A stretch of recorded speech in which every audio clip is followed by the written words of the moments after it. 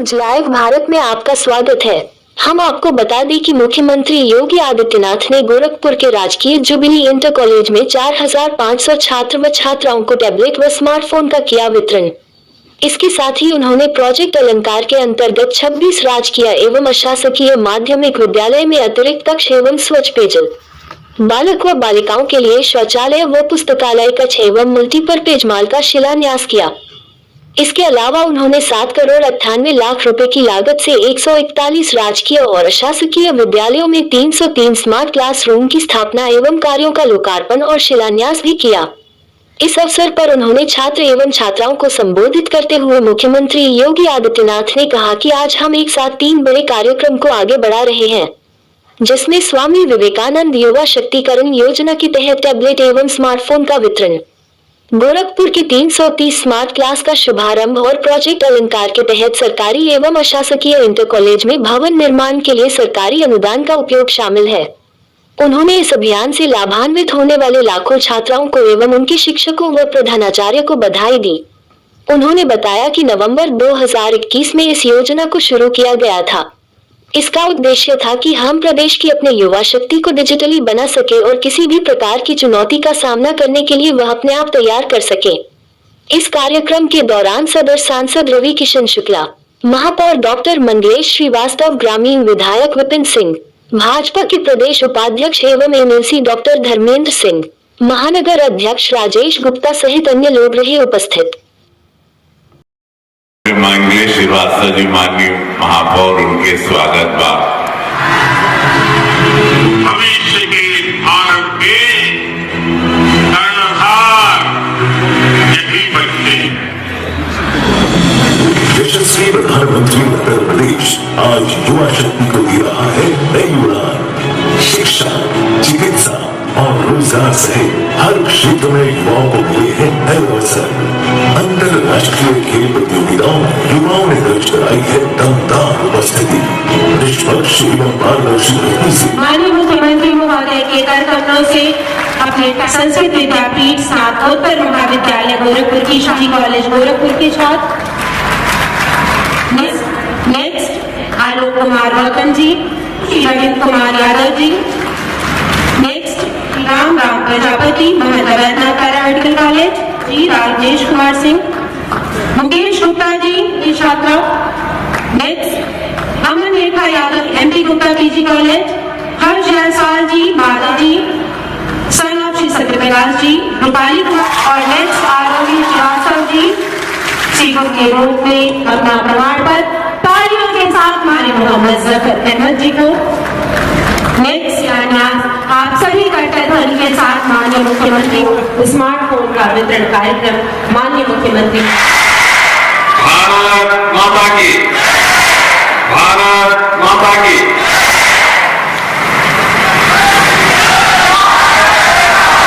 उत्तर प्रदेश की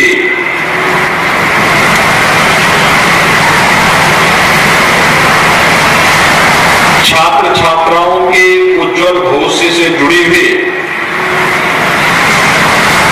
3 महत्वपूर्ण कार्यक्रमों को आगे बढ़ाने की श्रृंखला में आयोजित आज के इस कार्यक्रम में गोरखपुर में मेरे साथ मंच पर उपस्थित गोरखपुर के माननीय सांसद श्री रवि किशन शुक्ला जी, महापौर डॉक्टर मंगलेश श्रीवास्तव जी, माननीय विधायक श्री विपिन सिंह जी, प्रदीप शुक्ला जी, अपर मुख्य सचिव माध्यमिक शिक्षा श्री दीपक कुमार जी, जिलाध्यक्ष युधिष्ठिर सिंह जी, महानगर अध्यक्ष राजेश गुप्ता जी, श्री ज्योति प्रकाश मस्करा जी, आज के इस कार्यक्रम में उपस्थित विभिन्न विद्यालयों के सभी प्रबंधक और प्रधानाचार्यगण, वर्चुअली जुड़े हुए सभी माननीय जनप्रतिनिधिगण और प्यारे छात्र छात्राओं, आज एक साथ 3 बड़े कार्यक्रम को हम आगे बढ़ा रहे हैं, जिनमें अभी मंच पर आपने देखा होगा कुछ छात्रों को स्वामी विवेकानंद युवा सशक्तिकरण योजना के अंतर्गत टैबलेट और स्मार्टफोन का वितरण हुआ। इसके साथ ही गोरखपुर के 330 स्मार्ट क्लासेज को शुभारंभ करने के लिए प्रमाण पत्र वितरण का एक कार्यक्रम है और प्रोजेक्ट अलंकार के अंतर्गत गवर्नमेंट इंटर कॉलेजेज में, गवर्नमेंट गर्ल्स इंटर कॉलेजेज में या सरकार के द्वारा अनुदानित अशासकीय इंटर कॉलेजेज में भवन निर्माण के लिए सरकार के अनुदान कार्यक्रम को आगे बढ़ाने का एक नया अभियान है। इस कार्यक्रम में जुड़े हुए प्रदेश भर के हमारे सभी जो संस्थाएं आज इस कार्यक्रम के साथ जुड़ी हुई है, उसके लिए प्रधानाचार्य और वहां के छात्र छात्राएं भी होंगी। इन सभी कार्यक्रमों के लिए मैं उत्तर प्रदेश के उन लाखों छात्र छात्राओं को जो इस अभियान से लाभान्वित होने वाले हैं, विद्यालयों को, उनके शिक्षकों को, प्रधानाचार्यों को और शासकीय सहायता प्राप्त अशासकीय विद्यालयों के प्रबंधकों को भी मैं हृदय से बधाई देता हूं, अपनी शुभकामनाएं देता हूं। 3 प्रकार के जो कार्यक्रम है, जिसमें पहला मैंने बताया कि टैबलेट और स्मार्टफोन 2021 में, नवंबर 2021 में हम लोगों ने इस योजना को प्रारंभ किया। इसके पीछे का उद्देश्य था कि हम प्रदेश की अपनी युवा शक्ति को डिजिटली सक्षम बना सके।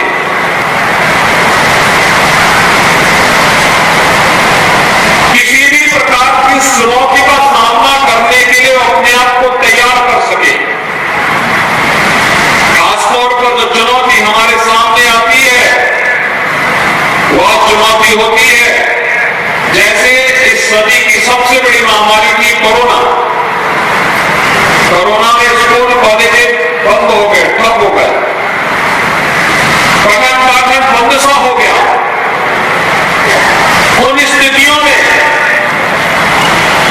कैसे हम लोग इस कार्यक्रम को आगे बढ़ाएं, देखेंगे इसका लाभ आपको प्राप्त होगा। आपको भटकना नहीं पड़ेगा, बल्कि आपका टैबलेट और स्मार्टफोन ही इस सुविधा का लाभ आपको उपलब्ध करवा देगा। और मुझे लगता है कि आपको इसको बेहतर तरीके से अपने आप को इसके माध्यम से अपना केवल स्मार्ट सिटी होगी, बल्कि स्मार्ट युवा भी यूपी का होगा। यह योजना उसी दिशा से हम लोगों ने प्रस्तुत किया है। स्मार्ट क्लास और टैबलेट और स्मार्टफोन आपको स्मार्ट युवा के रूप में भी प्रस्तुत करेगा देश और दुनिया के सामने। तो इस कार्यक्रम को हम आगे बढ़ाने जा रहे हैं और इस कार्यक्रम के तहत आज इतने युवा विद्यार्थियों के साथ मुझे जुड़ने का अवसर प्राप्त हुआ है। जिन्हें सुविधा प्राप्त हो रही है उन सबको हृदय से बधाई, उन सबको मेरी शुभकामनाएं।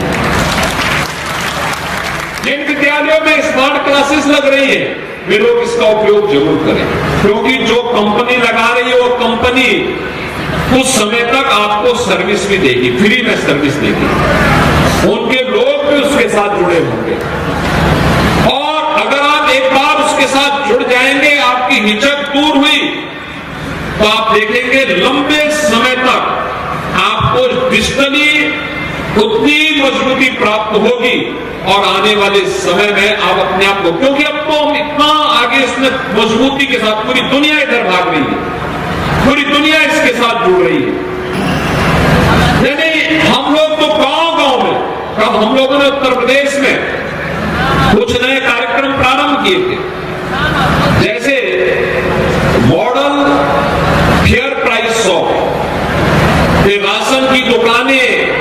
अब हम मॉडल शॉप के रूप में विकसित कर रहे हैं और वहां पे कॉमन सर्विस सेंटर भी स्थापित कर रहे हैं। वहीं पे आप पूरे हम रेवेन्यू रिकॉर्ड को अब डिजिटली कर रहे हैं। अब उसमें लेखपाल को जरीब लगा के नापने की आवश्यकता नहीं पड़ेगी। कुछ समय के बाद आप देखना, वो तो एक जगह बैठ करके ही आप तय कर देंगे कि आपकी जमीन का कोऑर्डिनेट क्या है और उसी के अनुरूप आपको आपकी जमीन पर कब्जा लेने से कोई वंचित नहीं कर सकता, क्योंकि वह तो आपके पास डिजिटली आपके पास एक प्रमाण हो जाएगा।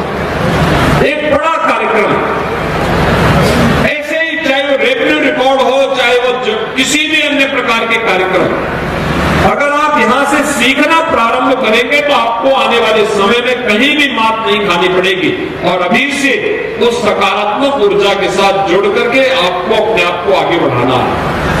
और तीसरा कार्यक्रम हम लोग यहाँ पे जो प्रारंभ कर रहे हैं, जो प्रदेश की सबसे बड़ी योजना है, और वह है प्रोजेक्ट अलंकार। ये बहुत बड़ा कार्यक्रम है। मैं अक्सर जाता था, देखता था, मैं जिस भी जनपदों में जाता था, पुराने विद्यालय जितने भी थे, इंटर कॉलेजेस थे, देखा ना 3-3 लोग, महापौर भी, सैजनवा के विधायक भी, महानगर अध्यक्ष भी इस इंटर कॉलेज से पढ़े हुए हैं, लेकिन भवन बहुत जर्जर है। नया भवन हमने 2 साल पहले बना करके तैयार किया है, लेकिन हमें इस चीज को ध्यान में रखना होगा कि पुराने इंटर कॉलेज सब जर्जर थे, आज उनके पास साधन नहीं थे और उनकी हालत खराब थी, और कुछ भवन इतने जर्जर थे कि उनमें पेड़ भी जम गए थे। मेरी सबसे पहले विद्यालयों के प्रधानाचार्यों से भी और जो शासकीय सहायता प्राप्त और शासकीय विद्यालय उनके प्रबंधकों से मेरी अपील होगी कि उन विद्यालयों की नियमित साफ सफाई की व्यवस्था वे लोग किया करें। पेड़ न उगने दें, बरसात के पहले में और बरसात के बाद भी छतों को साफ करके रखिए। नियमित साफ सफाई की व्यवस्था होनी चाहिए। साल भर में एक बार पुताई रंगाई का कार्यक्रम कराना चाहिए, जिससे लंबी आयु उस विद्यालय की हो और वह एक लंबे समय तक। लेकिन 70 साल, 100 साल, 90 साल, 60 साल पुराने विद्यालयों की स्थिति रख रखाव के अभाव में भी जर्जर हो गई थी, और इसलिए हमें भय लगता था ऐसा न हो कि इसके कारण कभी कोई भवन जर्जर हो जाए, गिर जाए, जनहानि हो जाए, किसी छात्र को, किसी शिक्षक को नुकसान हो जाए। मैंने अक्सर कहा, तो मुझे अक्सर विभाग के बोलता था कि साहब इसकी कोई स्कीम नहीं है। मैंने कहा स्कीम नहीं है तो शासन का काम है स्कीम बनाने की, उस प्रकार की नीति बनाने की, और हमने प्रोजेक्ट अलंकार के अंतर्गत यह व्यवस्था बनाई है।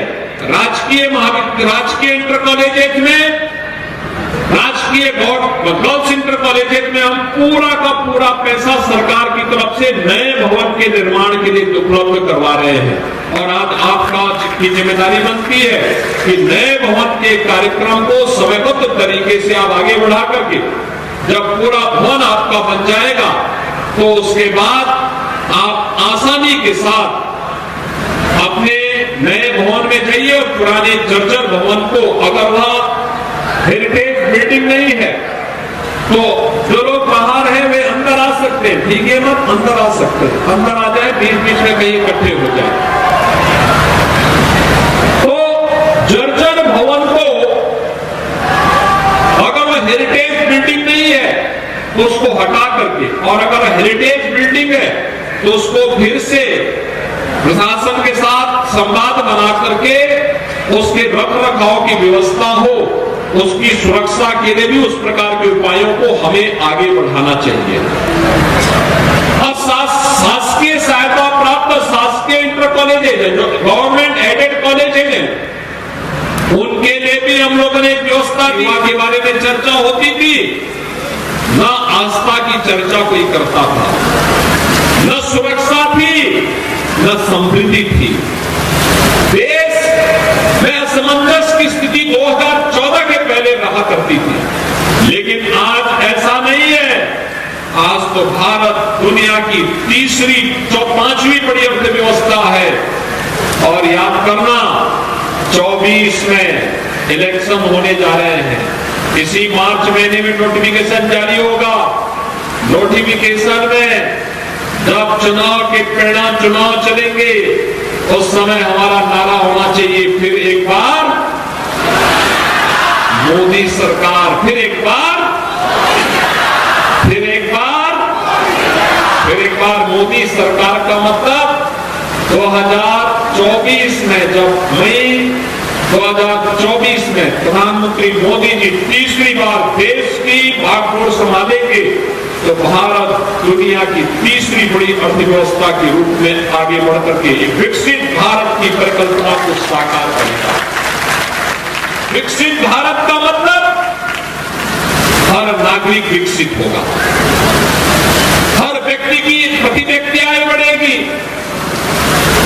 सुविधाएं बढ़ेंगी, भारत सक्षम होगा, समर्थ होगा और भारत का कोई दुश्मन भारत को आंखें नहीं दिखा पाएगा।